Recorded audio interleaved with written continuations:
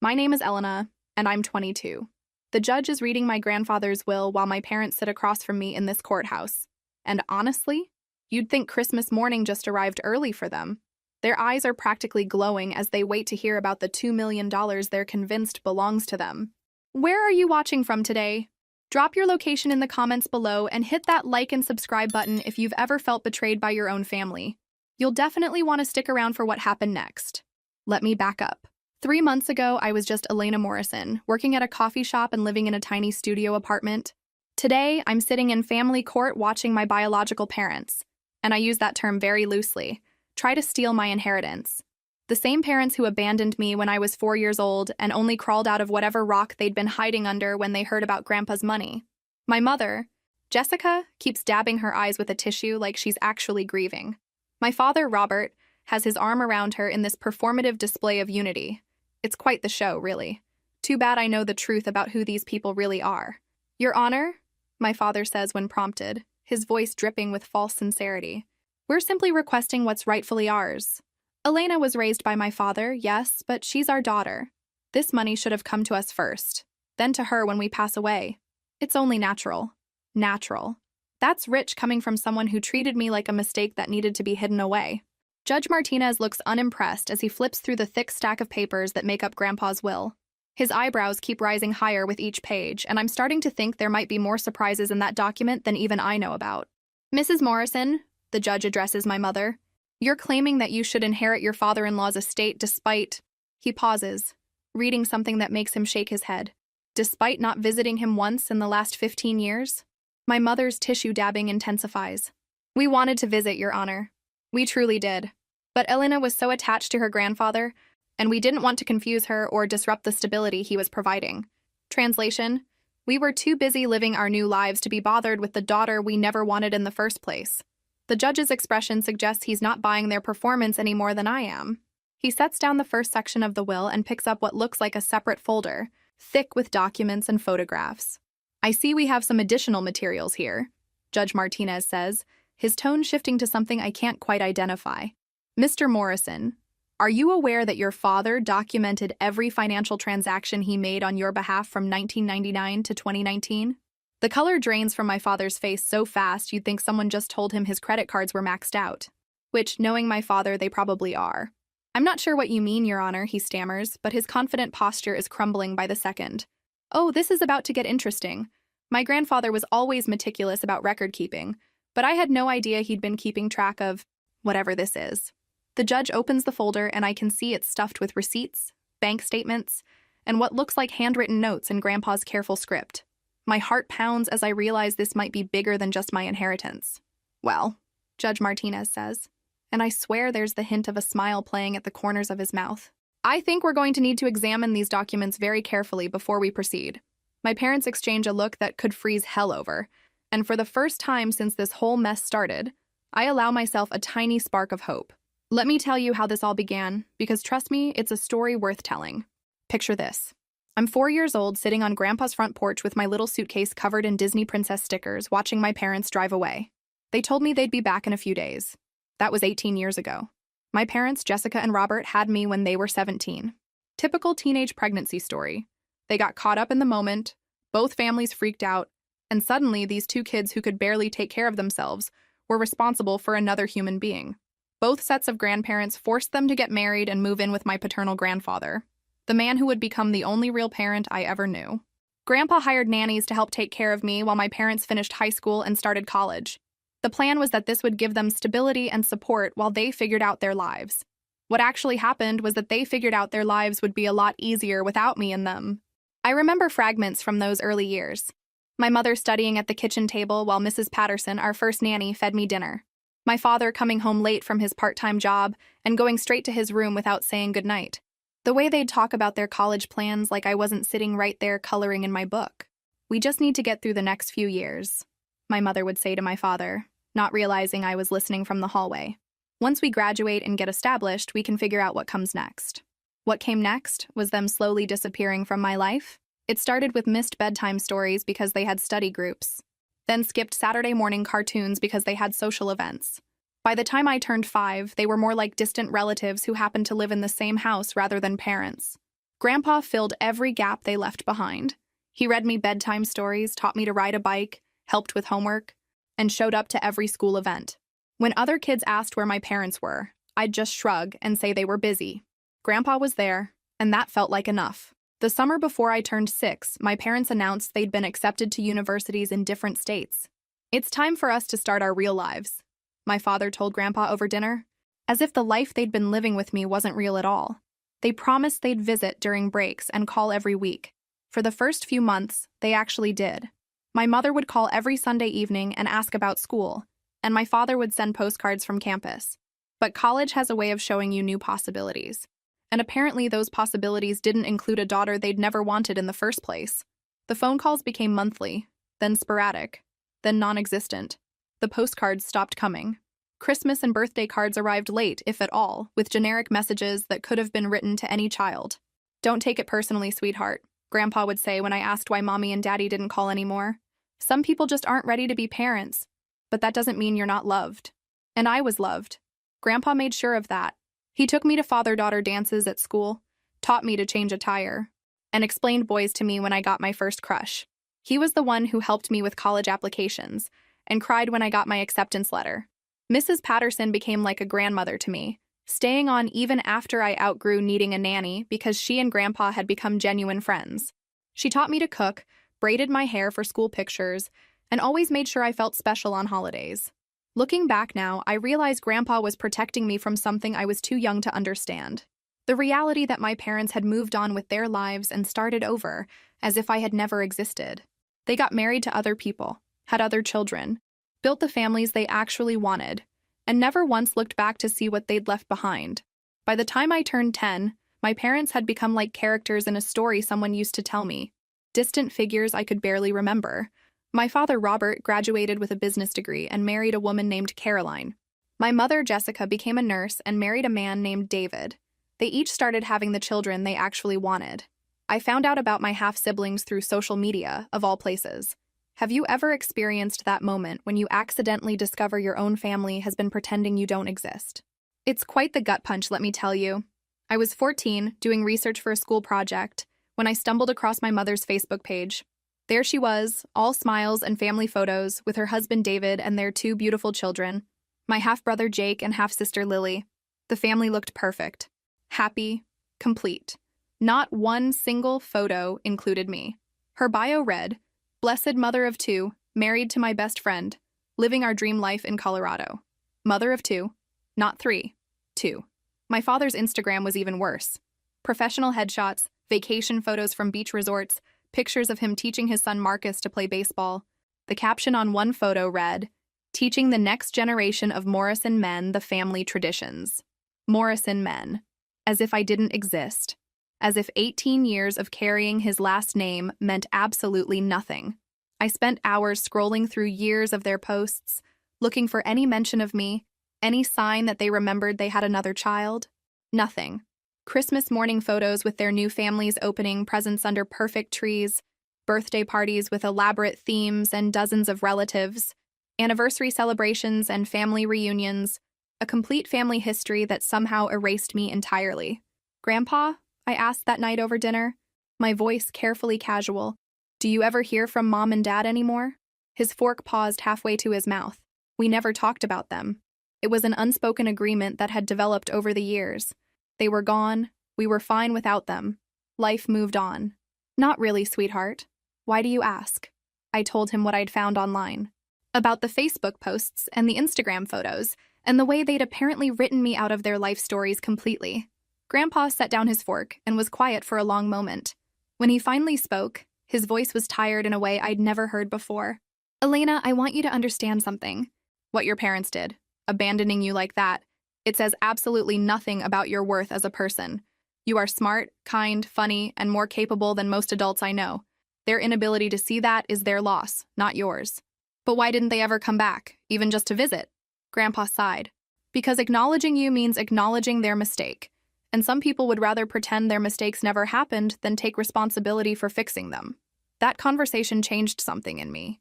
I stopped wondering if they'd ever come back. I stopped saving my best school papers to show them someday. I stopped leaving space in my life for people who had already filled that space with other things. Instead, I focused on building a life with the family I actually had. Grandpa taught me to drive in his old Buick, cheering when I successfully parallel parked. Mrs. Patterson helped me pick out dresses for school dances, always making sure I felt beautiful. Our neighbor, Mr. Chen, taught me basic car maintenance because every young woman should know how to check her own oil. These people, Grandpa, Mrs. Patterson, Mr. Chen, my teachers, my friends' parents, who always made extra room at their dinner tables, they became my family.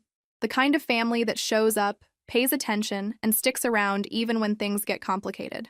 Meanwhile, my biological parents continued their lives in other states, posting their picture-perfect moments and never once wondering about the daughter they'd left behind. Honestly, their loss. Because they missed out on watching me grow into someone pretty amazing, even if I do say so myself. But here's the thing about abandoning someone and then pretending they don't exist. Sometimes the universe has a funny way of making sure they show up exactly when you least want them to. And that's exactly what happened when Grandpa's lawyer called me 3 months ago. College was supposed to be my fresh start, my chance to build an identity completely separate from being the girl whose parents left her. I chose a school 3 states away, not to get closer to my parents, but to get as far from their memory as possible. Grandpa was so proud when I got into the engineering program. My granddaughter, the future architect, he'd beam to anyone who would listen, even though I'd explained a dozen times that structural engineering and architecture are different fields. Details didn't matter to him. I was going to college, I was brilliant, and he was going to tell everyone about it. He insisted on paying my tuition, despite my protests. Elena, this is what the money is for. Your grandmother and I saved every penny so you could have opportunities we never had. Let me do this. So I let him. Full tuition, room and board, textbooks, even spending money for pizza and late-night coffee runs. Grandpa treated my education like the best investment he'd ever made. During my sophomore year, I started hearing from my parents again. Not directly, of course. That would have required actual courage. Instead, they began reaching out through distant relatives who barely knew me. Your cousin Rachel mentioned she ran into your mother at the grocery store. Mrs. Patterson told me during one of our weekly phone calls. Apparently, Jessica was asking about how you're doing in school. Asking about me to a cousin I'd met maybe twice in my life, rather than picking up the phone and calling me directly. Classic. The indirect inquiries continued throughout my junior year. My father's sister heard through her neighbor that I was studying engineering. My mother's brother's wife mentioned at a family reunion that I was doing well and growing up beautiful. All secondhand information gathered from people who actually cared enough to stay in touch. I started to wonder if maybe they were working up the courage to reconnect. Maybe they'd matured enough to realize what they'd given up. Maybe they wanted to be part of my life again. Then I graduated. Grandpa was there in the front row, cheering louder than parents with 6 kids when they called my name. Mrs. Patterson flew in from her retirement home in Florida. My best friend's family treated me like their own daughter, taking pictures and insisting on a celebration dinner. My biological parents? Radio silence. Not even a card. That's when I realized their renewed interest wasn't about me at all. They weren't proud of my accomplishments or curious about my life. They were gathering intelligence, keeping tabs on their investment. Because let's be honest, they'd contributed nothing to my success, but they were still legally my parents. If something happened to Grandpa, they wanted to know exactly what assets might be coming their way. The pattern became clear over the next year. Every few months, there'd be another cousin or family friend casually mentioning that Jessica or Robert had asked about me. Never anything personal or emotional. Always practical questions. Where was I living? What was I doing for work? How was my grandfather's health? Grandpa was slowing down by then. He was 78, still sharp as ever. But his arthritis was getting worse and he tired more easily. I'd moved back home after graduation to help him with the house and keep him company. We fell into a comfortable routine. Morning coffee together, him reading the newspaper aloud while I checked emails, evening walks around the neighborhood where he'd lived for 40 years. You know, Elena, he said one evening as we sat on the porch watching the sunset, I want you to know that everything I have will be yours someday. The house, the savings, everything. Your parents made their choices a long time ago. This family is you and me. I squeezed his weathered hand. Don't talk like that, Grandpa. You're going to outlive us all. But deep down, I knew what he was really telling me. He was warning me that when the time came, there would be a fight. My parents might have abandoned me, but money has a way of bringing people back from the dead. What I didn't know was that Grandpa had been planning for that fight for over 20 years, and he was about to checkmate players who didn't even know they were in the game. Grandpa passed away on a Tuesday morning in March, quietly, in his sleep.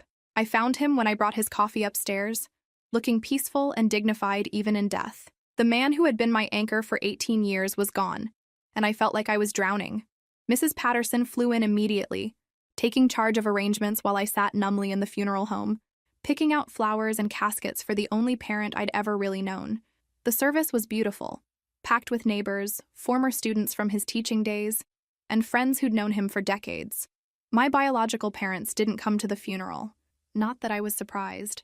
Death makes people uncomfortable, especially when it involves family members they've spent 20 years pretending don't exist. A week after the funeral, Grandpa's lawyer, Mr. Davidson, called to schedule a meeting about the will. I assumed it would be straightforward. Grandpa had always been clear that everything would come to me. I was prepared for a simple transfer of assets, and maybe some sentimental bequests to close friends. What I wasn't prepared for was the phone call I received the night before the meeting. Elena? The voice was unfamiliar, but the name in my caller ID made my stomach drop. Jessica Morrison. My mother. I hadn't heard her voice in over 15 years. Hi, I managed, my voice cracking like I was 13 again.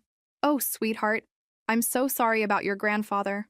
I know how close you two were. Her voice was soft, sympathetic. Exactly what a grieving granddaughter would want to hear, if it wasn't completely fake. Thank you, I said carefully. Listen, honey. I know this might seem sudden, but your father and I have been talking. We feel terrible about the distance that developed between us over the years. Life just got so complicated, you know. But now that you're going through this difficult time, we want to be there for you. Amazing how grief suddenly made me worth their attention. We'd like to come out for the will reading tomorrow if that's okay. To support you, of course, but also because, well, legally, we should probably be there. There it was. The real reason for the call. Mr. Davidson said the reading is just for direct beneficiaries, I said, testing the waters. Well, yes, but as your parents, we're technically your grandfather's next of kin, too. I'm sure it's just a formality, but we want to make sure everything is handled properly. For your sake, Elena, we don't want anyone taking advantage of you during such a vulnerable time. Taking advantage of me. Rich, coming from people who had abandoned me and only surfaced when money was involved. I'll check with the lawyer, I said. Wonderful. We're actually already in town.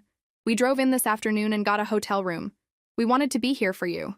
They'd driven 6 hours to a town they'd avoided for 15 years, gotten a hotel room, and were ready to attend a will reading they hadn't been invited to. This was clearly a spontaneous gesture of grief and concern. The next morning, I arrived at Mr. Davidson's office to find my parents already there, sitting in the waiting room like they belonged. My mother stood up and tried to hug me, but I stepped back instinctively. Elena, you look wonderful, my father said, his voice overly hearty. You've really grown up beautifully. Thanks for noticing. Only took you 20 years. Mr. Davidson emerged from his office looking surprised. Mr. and Mrs. Morrison? I wasn't expecting you. We're Elena's parents, my father said, as if that explained everything. Surely we should be present for this. The lawyer glanced at me, then back at them. Actually, let me check the specific instructions Mr. Morrison left regarding who should be present. He disappeared back into his office, leaving me alone with the two people who had given me life and then promptly exited it. Elena, my mother said softly, I know this must be overwhelming, but we want you to know that we're here now. Whatever you need, whatever you're going through, we want to help. I looked at their faces, older now, but still recognizable. My mother's eyes were the same blue as mine. My father had the same stubborn cowlick that made my hair stick up in the morning.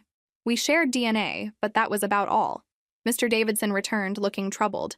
I'm afraid Mr. Morrison's instructions were very specific. The initial reading is for Elena alone. However, he paused, consulting his notes. There are provisions that may require your presence later, depending on certain circumstances. My parents exchanged a look I couldn't interpret. What kind of circumstances? My father asked. I think it's best if we start with the primary beneficiary, Mr. Davidson said diplomatically. Elena, if you're ready. As we walked into his office, leaving my parents in the waiting room, I had no idea that I was about to discover just how thoroughly my grandfather had been planning for this moment, and how spectacularly he was about to outsmart two people who thought they could abandon their daughter and still claim their prize. Mr. Davidson's office felt different with just the two of us inside. Quieter, more serious. He settled behind his mahogany desk with a thick folder that had my name written across it in Grandpa's careful handwriting. "Elena, your grandfather was very specific about how he wanted this handled," the lawyer began. "Before we get to the will itself, he wanted you to read this." He handed me an envelope with, "My dear Elena," written across the front. My hands shook as I opened it. "Elena, if you're reading this, then I'm gone and you're sitting in that stuffy office with old Davidson, wondering what comes next. I want you to know that every day I had with you was a gift. Watching you grow from that scared little girl into the strong, intelligent woman you are today has been the greatest joy of my life. Your parents will come for the money. I guarantee it. They have no interest in you as a person. You've already proven that by becoming successful and wonderful without their input. But money changes people, and it reveals who they really are. I've spent the last 20 years documenting every penny I spent raising you, supporting them, and enabling their abandonment of you. Every receipt, every bank statement, every check for their education, their apartments, their emergencies. I kept it all. What they don't know is that every dollar was recorded as a loan. Be strong, sweetheart. Justice is coming. All my love, Grandpa." I read the letter twice before looking up at Mr. Davidson, who was watching me with what looked like anticipation mixed with concern. "He kept everything?" I asked. "Everything." The lawyer opened the thick folder. 23 years of financial records, tuition payments, apartment deposits, car insurance, medical bills, emergency loans. Your grandfather was meticulous. "But why loans? Why not just gifts?" Mr. Davidson smiled grimly. "Because gifts have to be repaid to the estate if someone contests the will based on financial impropriety. Your grandfather was a retired teacher, but he was also incredibly smart about legal protection." My mind was reeling. All those years, while I thought my parents had just disappeared, Grandpa was still supporting them, still enabling them to build their new lives while they ignored the daughter they'd left behind. "There's more," Mr. Davidson said. "The will itself is, let's say, carefully constructed. Your grandfather left you $2 million, the house, and all personal property. Clean and simple. And my parents? Nothing directly. However, there's a clause that activates if anyone contests your inheritance." He pulled out a separate document, much thicker than the simple will. "If your biological parents attempt to claim any portion of your inheritance, the estate will immediately file for repayment of all loans advanced to them over the past 23 years, with interest calculated at market rates, plus penalties for abandonment of their parental responsibilities." I stared at the document. "How much would that be?" Mr. Davidson consulted his calculator, running numbers he'd clearly calculated many times before. Based on tuition alone, both their undergraduate and graduate degrees, we're looking at approximately $180,000. Add in living expenses, emergency loans, car payments, insurance, and other miscellaneous support. He paused for dramatic effect. Plus 23 years of compound interest at 6% annually, plus abandonment penalties. The number he showed me made my jaw drop. $2.85 million. I looked at the papers spread across his desk. Bank statements, canceled checks, receipts, tuition payment records. My grandfather had been building this case for over 2 decades, creating a legal trap so perfect that my parents would destroy themselves the moment they tried to claim what wasn't theirs. So if they contest the will, they'll owe you almost $3 million instead of getting $2 million. Your grandfather called it his insurance policy against greed. A knock on the door interrupted us. Mr. Davidson's secretary peeked in. "I'm sorry to interrupt, but the Morrisons are getting quite agitated. They're demanding to know what's taking so long." Mr. Davidson and I exchanged looks. "Shall we invite them in?" he asked. "Or would you prefer to handle this privately?" I thought about the scared 4-year-old who had watched her parents drive away. I thought about the teenager who had discovered her family's secret life through social media. I thought about the young woman who had graduated college without her parents there to cheer. Then I thought about the letter in my hands, and Grandpa's promise that justice was coming. "Let's invite them in," I said. "I think it's time they learned about the cost of abandoning your family." Mr. Davidson smiled, and for the first time since Grandpa's death, I felt like maybe everything was going to be okay. Better than okay, actually. It was about to be perfect. My parents walked into Mr. Davidson's office like they owned the place, which was ironic considering they were about to find out they owned less than nothing. "Finally," my father said, settling into his chair with the confidence of someone who thought he was about to inherit $2 million. We were starting to worry something was wrong. Oh, something was definitely wrong, just not what they thought. Mr. Davidson arranged his papers with the precision of a surgeon preparing for a delicate operation. Before we begin, I want to confirm that you're here in your capacity as Elena's biological parents? Of course, my mother replied. We're family. Family. After 18 years of radio silence, the audacity was almost impressive. Very well. Mr. Davidson opened the will. The last will and testament of Harold James Morrison. I, Harold James Morrison, being of sound mind and body, do hereby bequeath my entire estate as follows. He paused, looking directly at me. To my beloved granddaughter, Elena Grace Morrison, I leave my house at 247 Maple Street, all personal property contained therein, my savings accounts, investment portfolio, and life insurance policy, totaling approximately $2 million. The silence in the room was deafening. I could actually hear my father's breathing change. And to my son, Robert Morrison, and his ex-wife, Jessica Morrison, I leave my gratitude for providing me with the greatest gift of my life, my granddaughter, Elena. That was it. No money, no property, no additional provisions, just gratitude. My mother's face went through several interesting color changes before settling on a shade of red that suggested her blood pressure had just spiked dangerously. That's it? My father asked, his voice tight. Gratitude? That's the entirety of the bequest to you, yes, Mr. Davidson confirmed. My parents looked at each other, having one of those silent conversations that longtime couples master. Even though they'd been divorced for over a decade, they could still communicate their shared outrage without words. There has to be some mistake, my mother said finally. Robert is Harold's son. Legally, he should inherit something. The will is quite clear and legally sound, Mr. Davidson replied. Mr. Morrison was fully competent when he made these decisions. My father leaned forward, his business training kicking in. We'll need to contest this. Elena was unduly influenced by her grandfather. She manipulated an elderly man into changing his will. Manipulated. That was rich coming from someone who had abandoned me before I could even spell the word. You have the right to contest any legal document, Mr. Davidson said carefully. However, I should inform you that there are consequences for frivolous challenges to this estate. What kind of consequences? My mother asked. Mr. Davidson pulled out the thick folder of financial records. Mr. Morrison was very thorough in documenting his financial relationship with both of you over the past 23 years. I watched my parents' expressions shift from confused to concerned to genuinely worried as the lawyer spread decades of bank statements, canceled checks, and receipts across his desk. These appear to be loans, my father said slowly, picking up a tuition payment receipt. Exactly, Mr. Davidson confirmed. Every penny Mr. Morrison spent supporting you after you abandoned Elena was carefully documented as a loan agreement. My mother's voice was barely a whisper. Loan agreement? With interest compounding annually at market rates, plus penalties for breach of parental responsibilities. The room fell silent except for the ticking of Mr. Davidson's antique clock and the sound of my parents' world crumbling around them. What do you think will happen next? I asked, looking directly into an imaginary camera. Drop your predictions in the comments below, because trust me, you're not going to want to miss what comes next. My father was frantically shuffling through papers, his hands shaking slightly. This is ridiculous. You can't retroactively call gifts loans. They weren't gifts. Mr. Morrison, your father was very careful about the language in every transaction. Every check memo, every bank transfer, every payment was clearly labeled as loan pending repayment when circumstances permit. I almost felt sorry for them. Almost. But then I remembered 14-year-old me discovering their perfect families online while I wondered why I wasn't good enough to love.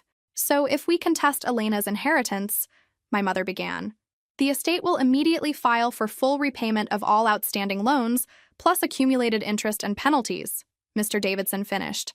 The current total is approximately $2.85 million. The silence that followed was the sound of my parents realizing they had just walked into the most beautiful trap ever constructed. My grandfather really was a genius. Have you ever watched someone's entire worldview collapse in real time? Because that's exactly what happened when my father started doing the math on those loan documents. 2.85 million, he repeated, his voice hollow. That's impossible. Mr. Davidson was enjoying this way more than he was letting on. Your undergraduate tuition at State University, 4 years at $18,000 annually. Your MBA program, 2 years at $35,000 per year. Mrs. Morrison's nursing program, 3 years at $22,000 annually. Plus living expenses, emergency loans, car payments. With each item he listed, my parents seemed to shrink further into their chairs. But we didn't know these were loans, my mother protested. Harold never said anything about paying him back. The documentation is quite clear, the lawyer replied. sliding a thick stack of loan agreements across the desk. Your signatures are on every document. I watched my father flip through page after page of his own signature, his face growing paler with each one. These weren't rushed scribbles. They were careful, considered signatures on official loan paperwork that he'd apparently been too eager to sign to actually read. "This is entrapment," my father said, but his voice lacked conviction. "He tricked us." "Actually," I said, speaking up for the first time since they'd entered the office, "he enabled you. Every time you needed money to escape the responsibility of being parents, he gave it to you. He just made sure there would eventually be consequences." My mother turned to me with tears in her eyes, and for a split second, I almost believed they were real. "Elena, honey, you have to understand. We were so young when we had you. We didn't know how to be parents. You were young when you signed these loan documents too," I pointed out. "But somehow you managed to understand those well enough." The truth was settling in now. All those years when I'd wondered why they never came back, why they never called, why they seemed to forget I existed, they were living off my grandfather's money, building their new lives with loans they never intended to repay, supporting families they actually wanted with funds that legally belonged to me. "We can't pay back $2.85 million, my father said quietly. "We don't have that kind of money." "Then I suggest you don't contest the will," Mr. Davidson replied simply. But I could see it in their eyes. They were still calculating. $2 million versus $2.85 million. In their minds, there had to be a way to make this work in their favor. "What if we contested anyway?" my mother asked. "What's the worst that could happen?" Mr. Davidson leaned back in his chair. "Well, the estate would file for immediate repayment. When you inevitably default, we'd place liens on all your assets, your homes, cars, savings accounts. We'd garnish your wages. Your credit would be destroyed. Bankruptcy might discharge some of it, but abandonment penalties are considered non-dischargeable debt in this state." The color drained from both their faces. "Essentially," he continued, "you'd spend the rest of your lives paying Elena back for the privilege of abandoning her." I had to bite my lip to keep from smiling. Grandpa hadn't just protected my inheritance. He'd created a situation where my parents would literally pay me for every year they'd ignored me. "This is blackmail," my father said desperately. "No," I said, finally losing patience with their victimhood act. "This is justice. You abandoned your daughter, lived off your father's generosity for decades, and now you want to steal her inheritance too. Grandpa just made sure that actions have consequences." My mother looked at me with something that might have been recognition, seeing me, really seeing me, for the first time in 18 years. "We could have been different," she said softly. "If we'd known what? That someday you'd have to face what you did? You should have been different because I was your daughter, not because there might eventually be financial consequences." The meeting ended with my parents leaving empty-handed and in debt to the tune of nearly $3 million. They had 30 days to decide whether to accept the will as written or contest it and trigger the loan repayment clause. As I watched them walk to their rental car through Mr. Davidson's office window, I felt something I hadn't experienced in years: the satisfaction of being protected by someone who had truly loved me. Grandpa's final lesson was the most important one: that love isn't just about being there in the good times. Sometimes love is about building walls so strong that even after you're gone, the people who matter most remain safe. 3 weeks passed before I heard from my parents again.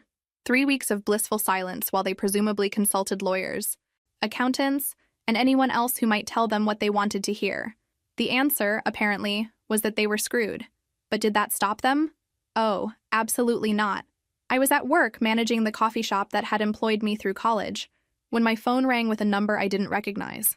"Elena Morrison? This is attorney Patricia Walsh representing Robert and Jessica Morrison in the matter of Harold Morrison's estate." They'd hired a lawyer. Of course they had. "I'm calling to inform you that my clients will be filing a formal contest to your grandfather's will on the grounds of undue influence and diminished capacity."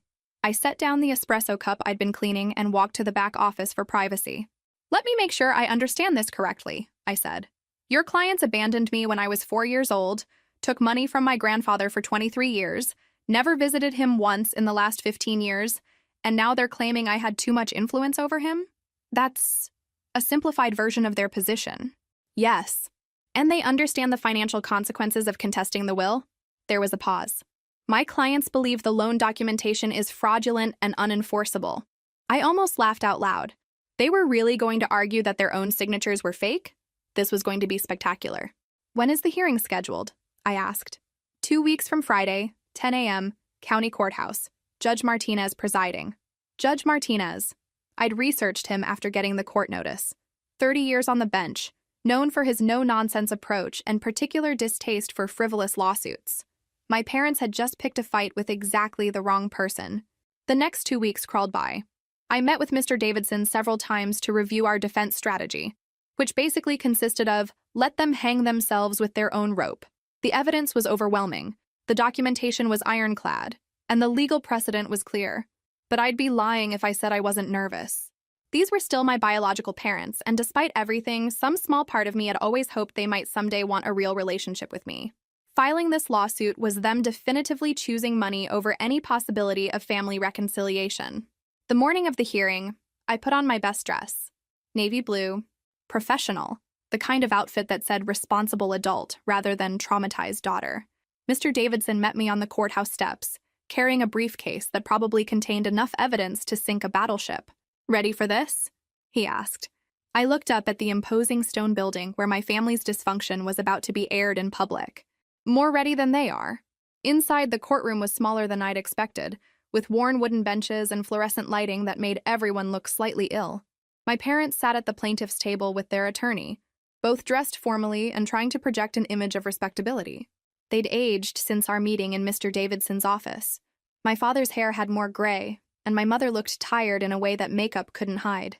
For just a moment, I wondered what their lives had been like all these years. Whether they'd ever thought about me. Whether they'd ever regretted their choices. Then Attorney Walsh stood up to make her opening statement, and any sympathy I might have felt evaporated. "Your Honor, my clients are the biological parents of Elena Morrison, and the son and daughter-in-law of deceased Harold Morrison. They were systematically excluded from Harold Morrison's life through the manipulative actions of the defendant, who used her position as caregiver to isolate an elderly man from his family. Manipulative. Isolated him from his family. The rewriting of history was breathtaking. I'd spent 18 years being the only family my grandfather had. I'd been there for every doctor's appointment, every birthday, every holiday. I'd held his hand through 2 surgeries and celebrated with him when his arthritis medication finally started working. My parents had sent exactly 3 Christmas cards in 15 years, but apparently I was the one who had isolated him from his family. Judge Martinez listened to the entire opening statement without expression, occasionally making notes on his legal pad. When Attorney Walsh finished, he looked toward our table. "Mr. Davidson, Your Honor, this case is quite simply an attempt by 2 individuals who abandoned their parental responsibilities to profit from their abandonment.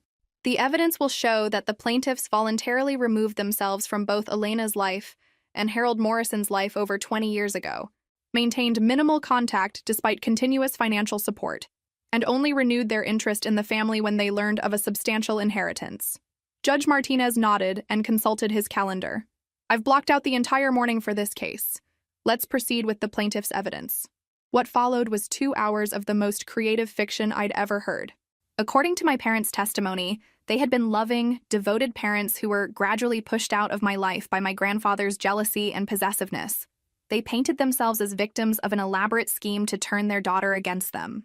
The problem with their story was that they had absolutely no evidence to support it. No cards or letters they'd sent that had been intercepted. No phone calls they'd made that hadn't been returned. No visits they'd attempted that had been blocked. Just 23 years of their own voluntary absence, documented in excruciating detail. When Judge Martinez asked for their evidence of the manipulation they claimed, Attorney Walsh presented a timeline that was supposed to show my grandfather's pattern of isolation. Instead, it showed exactly when my parents had stopped calling, stopped visiting, and stopped caring. "So according to your timeline," Judge Martinez said, studying the document, "your client's last visit to see Elena was when she was 6 years old?" "That's correct, Your Honor." "And their last phone call to her was when she was 11? "Yes, Your Honor." "But they maintained contact with Harold Morrison for financial purposes until she was 16? Attorney Walsh looked uncomfortable. "They occasionally needed assistance, yes." "Assistance, I see." Judge Martinez made another note. "Mr. Davidson, I believe it's time to hear your evidence." And that's when the real show began. Mr. Davidson approached the bench carrying a box that looked like it weighed 40 pounds. Inside were 23 years of evidence that my grandfather had been meticulously collecting, waiting for exactly this moment. "Your Honor, I'd like to present Exhibit A through Z, then continue with AA through MM. That's 51 exhibits. 51 separate pieces of evidence that my parents were about to wish had never existed. He started with the loan agreements. Every single check my grandfather had written to my parents, every bank transfer, every payment, all clearly documented as loans with their signatures acknowledging the debt. Exhibit A, loan agreement for Robert Morrison's undergraduate tuition, fall 1999 semester. Amount, $4,500. Signed by Robert Morrison on August 15, 1999. Judge Martinez examined the document, comparing the signature to my father's driver's license. This appears to be your signature, Mr. Morrison. Do you recall signing this loan agreement? My father shifted uncomfortably. I thought it was just paperwork for the tuition payment. Did you read the document before signing it? The silence stretched painfully before my father finally answered. Not carefully. I see. Continue, Mr. Davidson. The parade of evidence continued for over an hour. Tuition payments, apartment deposits, car loans, emergency funds for medical bills, moving expenses, every cent documented as a loan. My parents had signed their names to nearly $200,000 in debt over 2 decades, apparently without reading a single document. But the financial records were just the appetizer. The main course was what Mr. Davidson called Exhibit MM, a thick folder labeled Elena's Life. Inside were copies of every school report card my grandfather had kept, every art project I'd made him, every photograph from school events, dance recitals, and birthday parties. 23 years of documentation showing who had actually been raising me. Your Honor, I'd like to present evidence of Elena Morrison's actual relationship with her grandfather versus her relationship with the plaintiffs. He spread out dozens of photographs on the evidence table. Me learning to ride a bike with Grandpa cheering in the background. First day of school photos where Grandpa held the sign. Christmas mornings where it was just me, Grandpa, and Mrs. Patterson around a tree. How many of these photographs include the plaintiffs? Judge Martinez asked. None, Your Honor. Then came the school records. Emergency contact forms listing Harold Morrison as primary contact and guardian. Parent-teacher conference notes signed by Harold Morrison. Permission slips for field trips signed by Harold Morrison. Who signed Elena's high school graduation permission slip? The judge asked. Harold Morrison, Your Honor. And who attended her graduation? Harold Morrison and several family friends. The plaintiffs were not present. I watched my parents shrink further into their seats as the evidence mounted. Each document was another nail in the coffin of their fabricated narrative. But Mr. Davidson wasn't finished. Your Honor, I'd also like to present evidence regarding the plaintiff's own family situations during the period when they claimed they were being prevented from seeing Elena. He pulled out printed pages from social media accounts, carefully arranged in chronological order. These are public Facebook posts from Jessica Morrison's account, dating from 2010 to present. As you can see, she frequently refers to herself as mother of 2, posts extensive photos of family vacations and celebrations, and makes no mention of Elena despite Elena being her firstborn child. Judge Martinez studied the social media posts with growing interest. Mrs. Morrison, can you explain why your public social media presence makes no mention of Elena? My mother's voice was barely audible. It was complicated. Complicated how? We wanted to protect her privacy. By pretending she didn't exist? The courtroom fell silent except for the scratching of the court reporter's pen. Your Honor, Attorney Walsh interjected desperately, these social media posts are taken out of context? What context would make it appropriate for a mother to publicly pretend her daughter doesn't exist? Judge Martinez asked coldly. No answer. Then Mr. Davidson delivered the final blow. Your Honor, I'd like the court to see Exhibit NN, Harold Morrison's final letter to Elena, written 3 months before his death. He handed me the letter to read aloud, and I felt my grandfather's presence in that courtroom, as strongly as if he were sitting beside me. My dear Elena, I began, my voice steady despite the tears threatening to fall. If your parents come for the money, know that I planned for this day from the moment they walked away from you. Every sacrifice you made, every holiday you spent without them, every milestone they missed, I documented it all. Not for revenge, but for justice. You deserve better than parents who only remember you exist when there's money involved. The silence in the courtroom was profound. Even the court reporter had stopped typing. Judge Martinez set down his pen and looked directly at my parents. I've seen many frivolous lawsuits in my 30 years on this bench, but this one is particularly egregious. You abandoned your daughter, lived off your father's generosity, ignored her for 23 years, and now you want to steal her inheritance. My father started to speak, but Judge Martinez held up his hand. I'm not finished. Mr. Davidson, please present the final calculation of the loan repayment amount. This was it. The moment my grandfather had been planning for over 2 decades. The moment my parents discovered the true cost of abandoning their daughter. Mr. Davidson opened his calculator and began the math that would change my parents' lives forever. The courtroom was so quiet you could hear the fluorescent lights humming overhead. Your Honor, based on the loan agreement signed by the plaintiffs, we have the following amounts due to the estate. He consulted his meticulously organized spreadsheet. Undergraduate tuition for Robert Morrison, $72,000. Graduate tuition for Robert Morrison, $70,000. Undergraduate tuition for Jessica Morrison, $66,000. Living expenses, emergency loans, and miscellaneous support over 23 years, $47,000. Judge Martinez was taking notes as the numbers mounted. That's a principal amount of $255,000. However, each loan agreement specified market rate interest compounding annually, which over 23 years at an average rate of 6.2% brings us to, he paused dramatically, $634,000 in interest alone. My parents looked like they were going to be sick. Additionally, Mr. Davidson continued, Harold Morrison's will included penalty clauses for breach of parental responsibilities, documented abandonment, and emotional distress caused to Elena. Those penalties, calculated at $50,000 per year of abandonment, total an additional $115 million. So the total amount due is, Judge Martinez prompted, $2,039,047. Wait, that was different from the number we'd discussed earlier. I caught Mr. Davidson's eye, and he gave me the tiniest smile. However, Your Honor, there's one final provision. Harold Morrison's will states that if this case proceeds to court and the plaintiffs lose, they are also responsible for all legal fees, court costs, and an additional penalty equal to Elena's inheritance amount as punitive damages for emotional distress. Judge Martinez leaned forward. What does that bring the total to? $4,039,047. The sound my mother made was somewhere between a gasp and a whimper. My father just stared at the numbers like they might change if he looked hard enough. $4 million. They'd just doubled down on their bet and lost spectacularly. Judge Martinez set down his pen and looked at my parents with something that might have been pity if they deserved it. Mrs. Walsh, does your clients understand what they've just done to themselves? Attorney Walsh looked like she wanted to crawl under the table.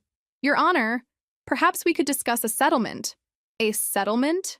Judge Martinez's voice rose. Your clients just spent 3 hours lying under oath about abandoning their daughter, presented fabricated evidence of manipulation, and wasted this court's time with a frivolous lawsuit designed to steal a young woman's inheritance. What exactly would they be settling? He opened Harold Morrison's will and began reading the final provision out loud.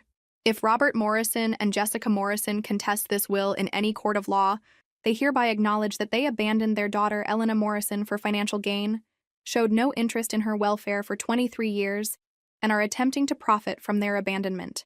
In such case, they shall immediately repay all loans advanced to them. Judge Martinez paused and looked up. Here's where it gets interesting. Said repayment shall be made within 60 days of judgment, after which time Elena Morrison shall be granted full legal authority to collect said debt through any means necessary, including but not limited to asset seizure, wage garnishment, and liens on all property. My parents were no longer just pale. They looked like they were attending their own funeral.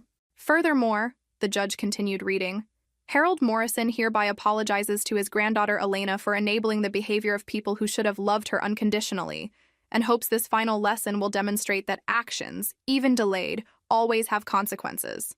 Judge Martinez closed the will and looked directly at my parents. I have to admit, in 30 years of family court, I've never seen a more elegant legal trap. Mr. Morrison, your father essentially gave you enough rope to hang yourselves, and you took it enthusiastically. He consulted his notes one more time. The evidence presented today shows clear abandonment of parental responsibilities, documented financial dependency on the deceased, and a pattern of ignoring Elena Morrison for over 2 decades except when money was involved. Judge Martinez picked up his gavel, and I held my breath. The will of Harold Morrison stands as written. Elena Morrison shall inherit all assets as designated. Furthermore, Robert Morrison and Jessica Morrison are hereby ordered to repay all outstanding loans as documented, plus interest, penalties, and court costs, totaling $4,039,047. The gavel came down with a sound like thunder. Payment is due within 60 days. Court is adjourned. My parents sat in stunned silence as people began filing out of the courtroom. $4 million. They'd come here trying to steal my $2 million inheritance and left owing me $4 million instead. As I gathered my things, I heard Judge Martinez call out, "Ms. Morrison?" I approached the bench. "Yes, Your Honor." He leaned forward and said quietly, "Your grandfather sounds like he was a remarkable man. I'm sorry for your loss." "Thank you, Your Honor. And Ms. Morrison, I have a feeling he would be very proud of how you handled yourself today." I walked out of that courthouse knowing that Grandpa had given me something worth more than any inheritance, the satisfaction of watching people who had hurt me face the full consequences of their choices. Justice, as it turned out, was even sweeter than money. 2 months later, I was sitting in my newly renovated kitchen, the same kitchen where Grandpa and I had shared thousands of morning coffees, when the doorbell rang. Through the peephole, I could see my father standing on the porch looking like he'd aged 10 years in 2 months. He was alone, holding what appeared to be a thick envelope. I opened the door but didn't invite him in. "Elena," his voice was hoarse, tired. "We need to talk." "Actually, we don't. Your 60 days expired yesterday. My attorney will be in touch about asset seizure. Please." He held out the envelope. "Just let me explain." Against my better judgment, I stepped aside and led him into the living room, where he'd probably played as a child back when this house was his home too. "We don't have $4 million, he said simply. "We don't have $2 million. We don't even have $500,000. That sounds like a you problem." He opened the envelope and pulled out a stack of papers. "These are the deeds to our houses, the titles to our cars, our savings account statements, our retirement fund paperwork. It's everything we have." I looked at the documents without touching them. "Your house in Colorado is worth maybe $300,000. Jessica's place in Arizona might get $250. That's not even close to what you owe me." "I know." He sat down heavily on Grandpa's old couch. "We've already filed for bankruptcy, but the court said the abandonment penalties aren't dischargeable. We'll be paying you for the rest of our lives." "Good. Our other children know now," he continued quietly. "About you. About what we did. Marcus asked me how I could abandon my own daughter. He's 16. Elena, the same age you were when we stopped sending Christmas cards." I felt a tiny flicker of something. Not sympathy, but curiosity. "What did you tell him?" "The truth. That we were selfish and cowardly and convinced ourselves that you were better off without us." He looked around the room, taking in the family photos that had never included him. "Turns out we were right about that, at least. If this is an apology, it's 23 years too late. It's not an apology. You can't apologize for something like this. It's just an explanation." He stood up and walked to the mantelpiece where Grandpa's final photo of us sat in a place of honor. "He was a better father to you than I ever was. Hell, he was a better father to me than I ever was to you. He was a good man, something you know nothing about. You're right." He turned back to face me. "I came here to give you our assets and to tell you something you deserve to know. I am proud of you. Who you became, what you accomplished, how you handled yourself in that courtroom. I have no right to be proud, but I am." I stared at this man who had contributed half my DNA and nothing else to my life. "Do you want me to say thank you? To forgive you? To suddenly decide we're family? No. I want you to know that your grandfather was right about everything. We abandoned you for our own convenience. We took his money to build lives that didn't include you, and we came back when we thought we could profit from you one more time." He set the envelope of documents on the coffee table. "The bankruptcy court said we can keep one car and basic household goods. Everything else goes to you. It'll take about 6 months to liquidate.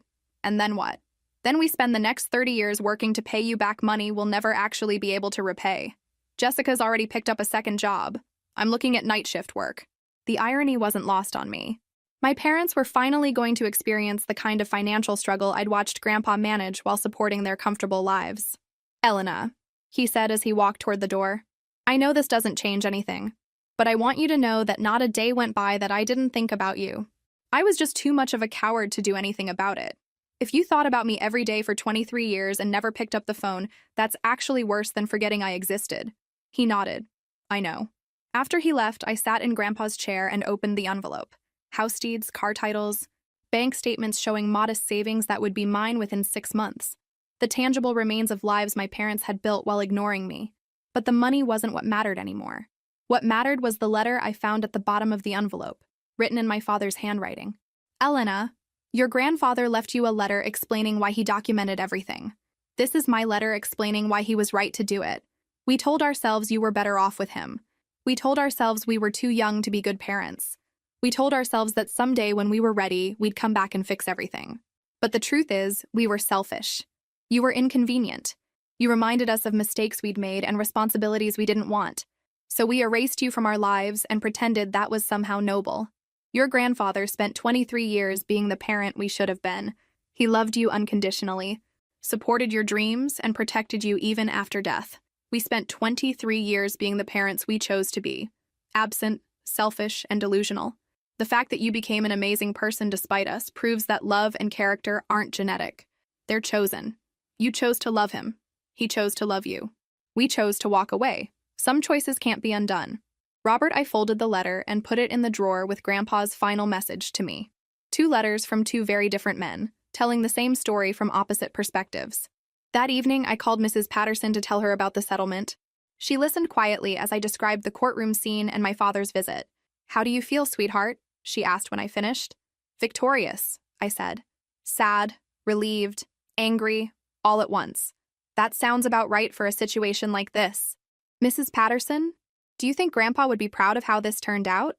"Oh, honey, he'd be over the moon. Not because of the money, but because you stood up for yourself, because you didn't let them rewrite history or make you feel guilty for their choices." As I hung up the phone, I realized this was never really about money. It was about something much more valuable, the knowledge that I had been worth loving all along. My grandfather had spent 23 years proving that to me every day. And now, thanks to his final lesson, I'd never doubt it again. If this story resonated with you, make sure to like and subscribe. And remember, family isn't always about blood. Sometimes it's about the people who choose to show up and stay. In the end, that's exactly what I learned. Real family doesn't abandon you when things get difficult. Real family doesn't disappear for decades and then return for money. Real family documents your entire childhood because they're proud of every moment. Real family protects you even after death. Real family teaches you that you are worth loving, not because of what you can give them, but because of who you are. And sometimes, real family gets the last laugh at people who never deserved you in the first place. Justice served. Case closed. Family redefined.